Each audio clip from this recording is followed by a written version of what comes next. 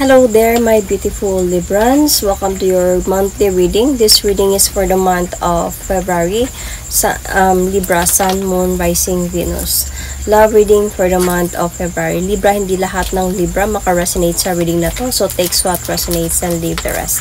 Cross-watchers, pwedeng kayo to at hindi sila Libra. So, put yourself in a situation kung saan kayo naka-resonate, Libra. So, if hindi kayo naka-resonate dito, Libra, please to check your other placement, your Sun, your Moon, your Rising, your Venus sign, dahil pwede doon kayo maka-resonate. Okay? At hindi dito. Pwede mag-start din kayo dito, papunta doon, or doon, papunta dito. So, especially your Moon sign, check your placement or Rising sign.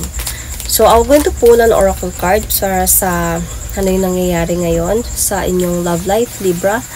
And tingnan natin kung ano yung pwedeng mangyari this month of February for you, Libra. So, let's see. Libra, Sun, Moon, Rising, Venus. I'm going to pull Oracle card, Island Time Wellness Oracle card for a situation. Hammer. So, inaayos. So, rebuilding. You can see here, working on it. So, it might be, yun yung unang nagpapap sa akin pagkita ko ng hammer, parang unang nagpapap sa akin inaayos, or nire-rebuild, or something. Let's see another, pasensya na medyo, hindi okay yung, boses ko kasi, inubo ako, kaya hindi nga ako nakapag-read last time. So, anyway.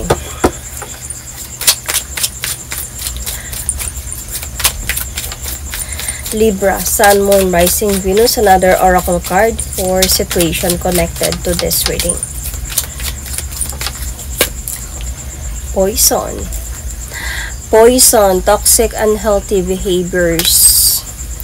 People. Well, Libra, sometimes nahuhulog talaga sila sa mga taong ganyan. Toxic people.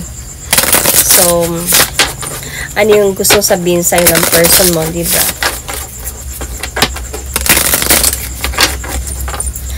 Ano yung gustong sabihin sa'yo ng person mo? Libra, Sun, Moon, Rising, Venus. Gustong sabihin sa'yo ng person mo. So many things reminds me of you. Naalala ko tuloy yung kanta, only reminds me of you.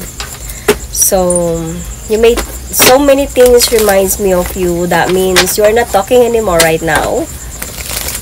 And your person is missing you. And right now could be you are already rebuilding yourself. Okay? So, what is really happening right now, Libra? What is happening right now? Libra, Sun, Moon, Rising, Venus. What is happening right now for my Librans? Sun, Moon, Rising, Venus. Libra, Sun, Moon, Rising, Venus. Okay. So, you are guarded. So, you are guarded right now sa taong ito. Umiiwas ka sa kanya. Ayaw mo siyang kausapin. And I think you are trying to take this leap of faith na magkaroon na ng new beginning sa buhay mo. Okay. Parang andun sa point na this person, so many things reminds me of you, is missing you. So, dumating sa point na might be trying to do an effort this time back to you, but you are guarded. So, still wanted to move forward towards with you, pero dahil nahirapan siya nung nawala ka. Nahirapan siya nung nawala ka, nung umalis siya. Nahirapan siya, kaya might be this time tinatry niyang mag-communicate sa'yo. Pero sa'yo kasi pagod ka na. I think pagod ka na sa mga nangyari. Sa kakaantay na magbago siya. Kasi may toxic dito Toxic, unhealthy behaviors, unhealthy people, poison. So, pagod ka na sa mga nangyari. And, you are not talking right now. Ayaw mo siyang kausapin. Tinutulak mo siya palabas ng buhay mo. So, tignan natin. Bakit? So many things reminds me of you, Libra. Bakit? Well, pag si Libra kasi talaga na in love, lahat binibigay. Hindi marunong mag-say no si Libra pag sila na in love sa isang tao. Well, they will give everything to that person. Kung care nila, lahat ibibigay nila para sa taong mahal nila. Kaya, so many things reminds me of you.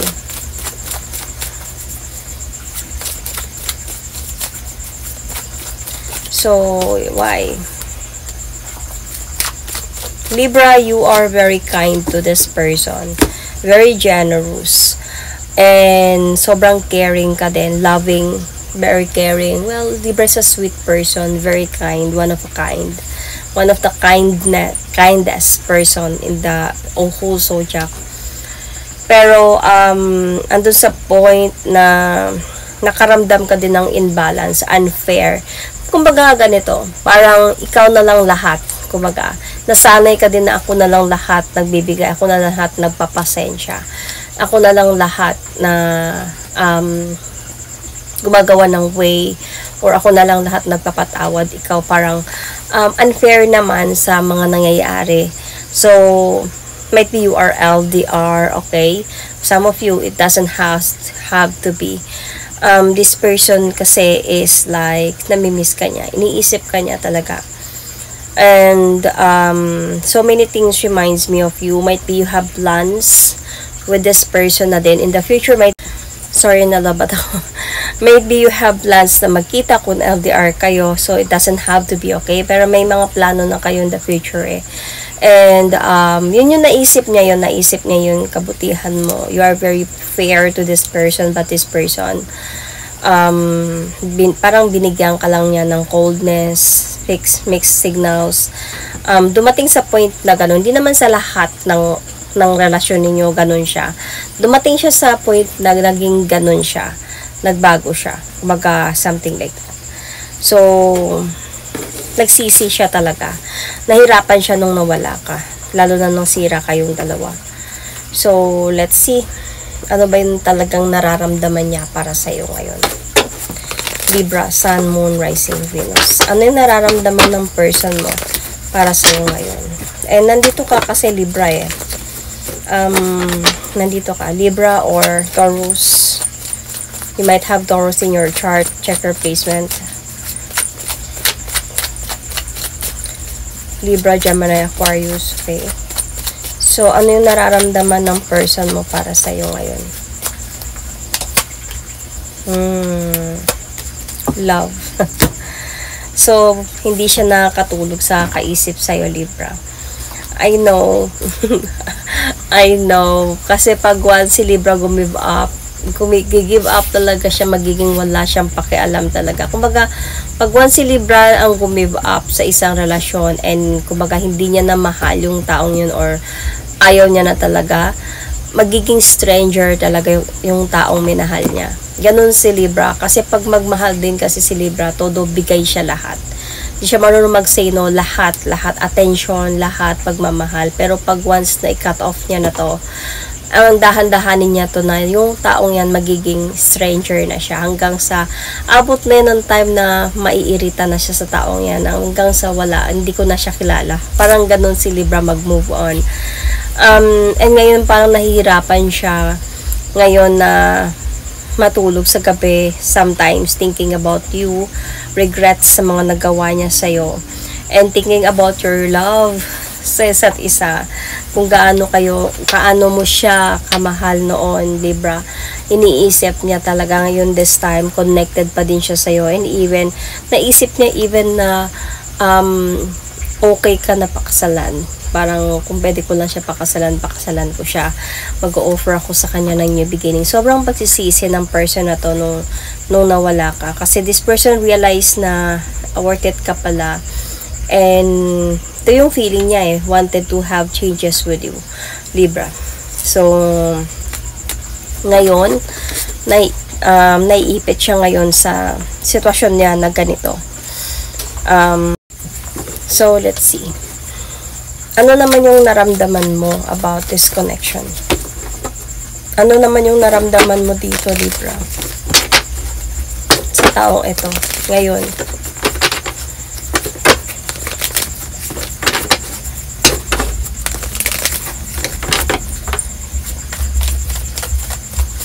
Ano yung naramdaman mo ngayon, Libra? Ang dami.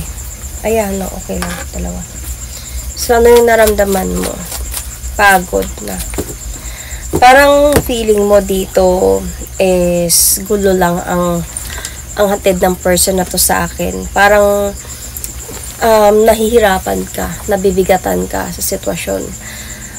Yung feeling mo nung time na napagod ka din talaga sa taong ito. Gusto mo magbago siya eh. Yun yung gusto mo mangyari, na mabalik siya sa dati, magbago siya. And desidido ka na din ngayon. Kahit mag-move forward siya towards with you, desidido ka na siguro talaga na ayusin yung buhay mo na without this person. With the hammer here. And with the empress here. So, desidido ka na kahit mag-move forward siya towards you. Kahit magpapakita pa siya na, sabihin na natin na may trabaho na ako, or sabihin na natin na inayos ko na yung sarili ko, okay na ako financially, or okay na ako sa ugali ko, whatever it is. Kahit pag ganun, desidido ka na talaga na wala na, wasak na kayo, nasira na kayo. Willing ka na to move forward. Kasi parang andun sa point na kahit mag-try pa siya, kahit maglakas loob pa talaga siya dito na ayusin yung mga dapat ayusin sa inyo, Libra, para sa'yo. Like, hindi na, kasi napagod ka na, and parang sinurrender mo na yung, parang you surrender the fight and just really wanted to walk away. Parang feeling mo dito, problema lang yung hatid nitong person na to sa akin.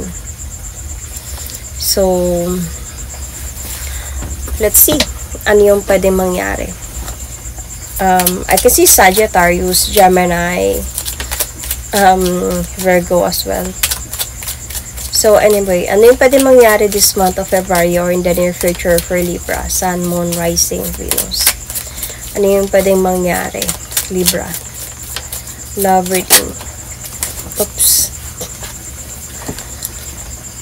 Dragonfly. Be light-hearted. Finding out things coming to light. Adapt, change, and heal. So, it's healed na. Healing, and parang feeling ko everything ngayon, siguro sa ngayon, parang sa mga nangyayari sa buhay mo na maganda ngayon, parang dito mo na-realize na meron palang reason kung bakit ako nahiwalay sa kanya. May reason pala kung bakit nangyari to sa amin, kung bakit nangyari to sa akin, bakit ako nasaktan ng ganito, dahil may purpose pala si God kung bakit ginawa niya to, bakit nilagay ako sa posisyon na ganon. So, kasi parang, andun ka sa point na finding out things coming to light. So, parang awakening na din to. So, let's see. Another oracle card for you, Libra.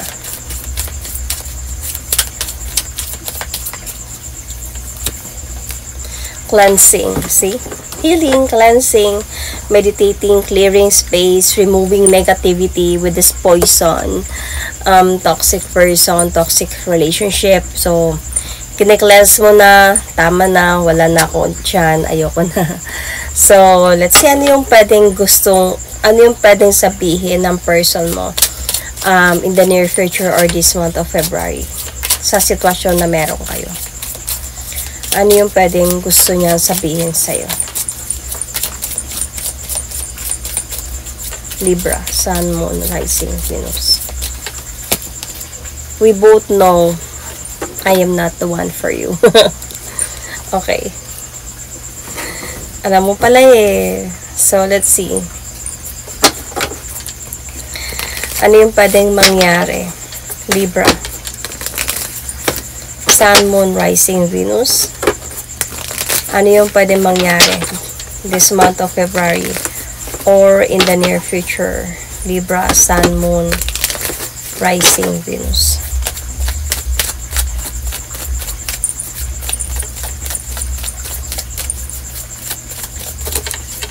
Dami. Ano yung pwedeng mangyari? Libra, Sun, Moon, Rising, Venus.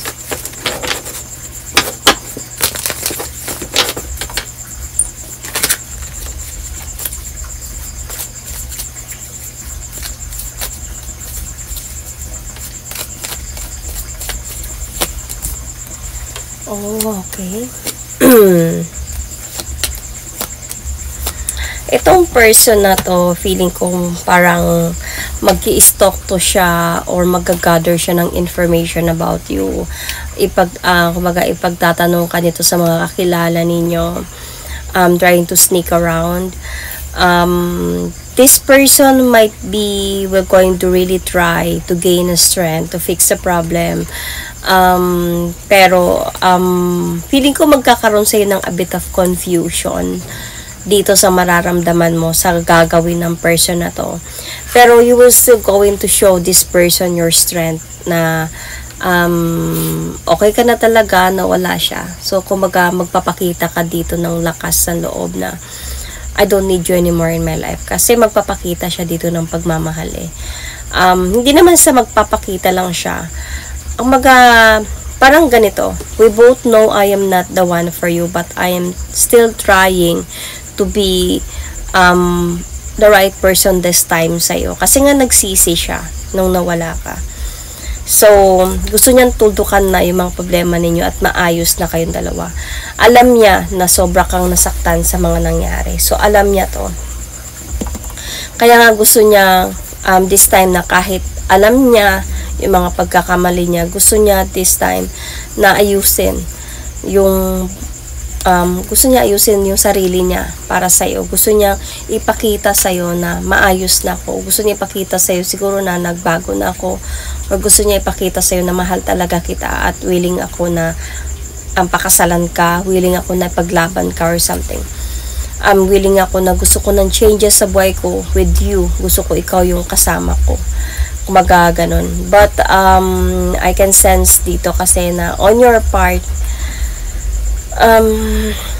makakaramdam ka kasi dito na parang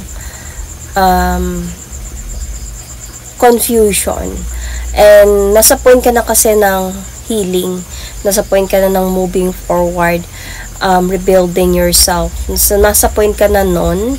So kahit naramdaman mo yon, pero pinapakita mo sa kanya na parang I am okay na nawala ka. Kahit medyo nako-confuse ka sa nararamdaman mo, Libra, papakita mo sa kanya dito na mahirap na, hindi na. Kasi kahit nandun ka sa point na naawa ka, gusto mong tanggapin, or nako-confuse ka ba sa nararamdaman mo, mahal ko pa ba to or hindi na. Pero parang andun sa point na pinapakita mo sa kanya na brave ka, na strong ka, na carry mo lang kahit wala siya. Parang ganun. Kasi mahal mo din tong person na to. Mahal mo siya, and siguro yung mga plano ninyo, yung nakita ko kanina, yung mga plano ninyo siguro pakasal. To have a future together. And ino-offer niya to sa'yo ulit. And you really like this plan, sa totoo lang. About this marriage, togetherness, to build a family or something. But this time kasi parang confused ka kung itong pagmamahal na to is totoo na ba or hindi na. Medyo confused kind of way na hindi mo alam kung real or fake or what. Hindi mo alam kung paano mo tanggapin to. So, minsan nakakapag-isip ka nga na tanggapin siya. Kung magpapaka-blind ka na lang, kahit confused ka sa nararamdaman mo, minsan naiisip mo na tanggapin siya dahil sa pagmamahal na meron ka sa kanya. Pero ang pinapakita mo sa kanya dito is like, yun nga sabi ko, yung lakas na loob na para maisip niya yung pagkakamali niya. Pero Libra, still honestly, sa reading na to, I can still see a sign.